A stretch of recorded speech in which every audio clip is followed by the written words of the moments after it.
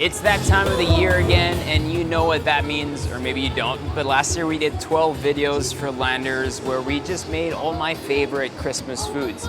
This year we're only doing 6, but we're focusing on the things that people really ask for, and that's having large pieces of protein on the table that everyone in your family can share from, with all the sides and condiments that you might want to serve it with.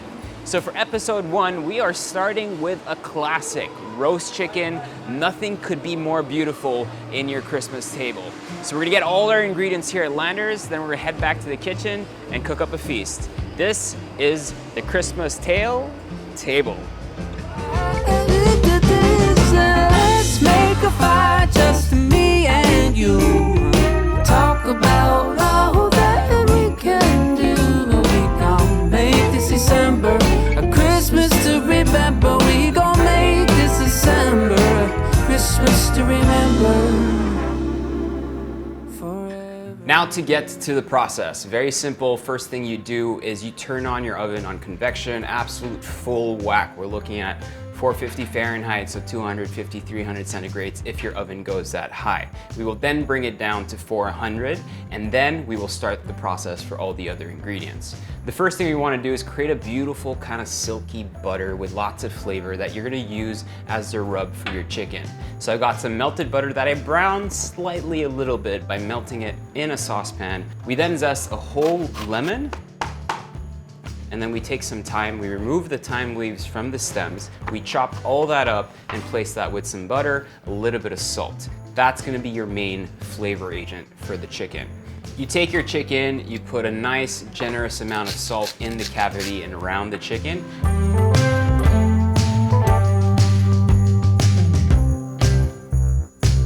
You can truss it if you want. Honestly, I'm too lazy.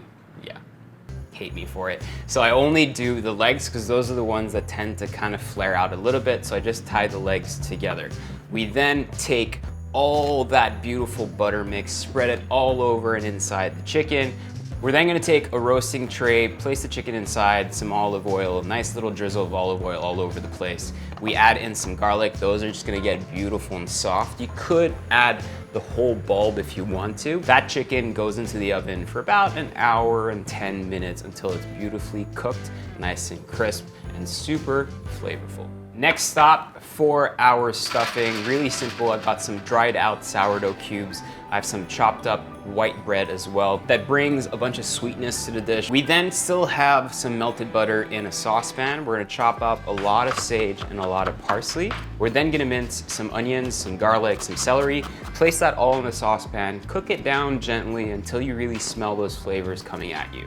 Add a little bit of oil, season with some salt and pepper, and then we take all our bread, put that in another roasting pan, make sure it's slightly high, and then toss in that butter mixture with the bread.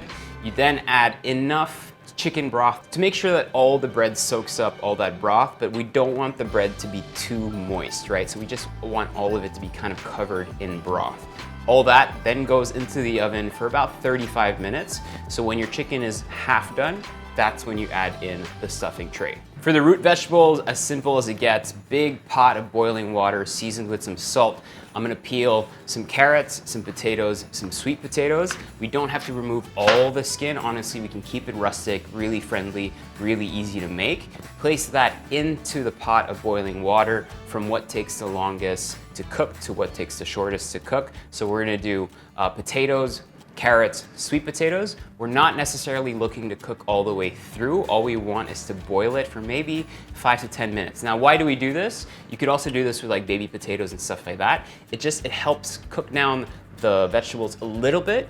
And when you're air drying it by straining it after, it kind of fluffs up and you have that kind of coarse texture on the outside so that when you put it in the oven, all those little bits and pieces of texture really crisp up nicely. Season the whole lot with some salt and pepper, some olive oil, and that goes in a tray and then into the oven for about 45 minutes. So again, you can cook all of this together. Now all we need to do is wait. We're looking to bring the roast chicken to about 75 centigrades in terms of internal temperature to make sure that it's fully cooked. If you don't have a thermometer, what you can do is kind of pierce it and then wait for the juices to come out. If the juices kind of run liquidy and transparent, then your chicken's done. So ours is done.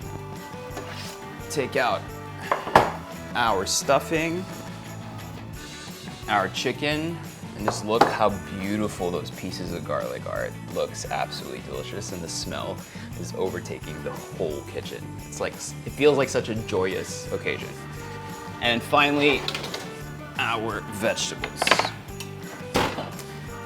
So we're gonna let that chicken rest for about 10 minutes, but before doing that, I'm gonna make a really quick kind of gravy, because I know a lot of us love sauce, and you can kind of just smear it on the chicken while you cut it up. It's gonna be really great.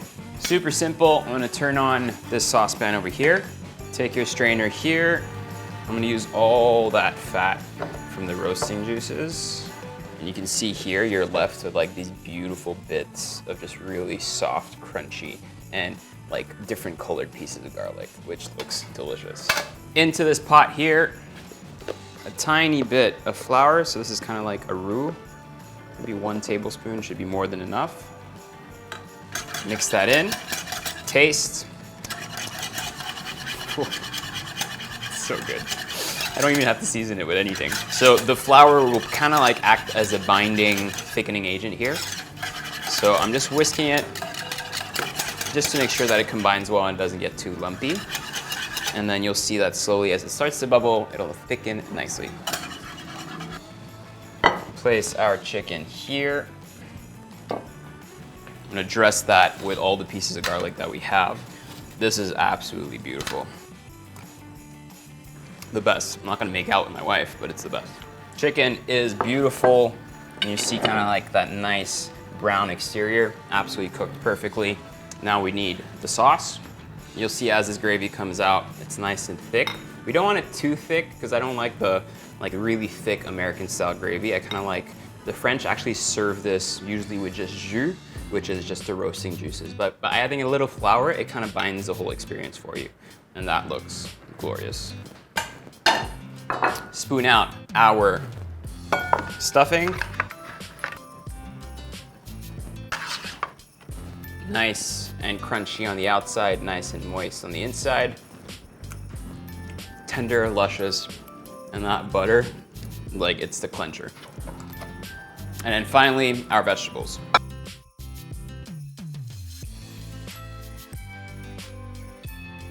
This is the sweet potato. The potato. And the carrot. What I like about it, they're all cooked at the same time. So they all have that similar consistency.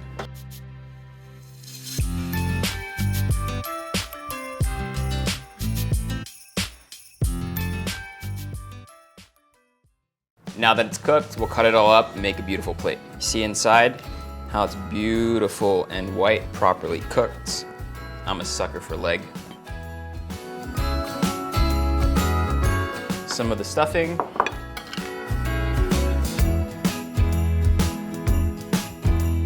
Our vegetables.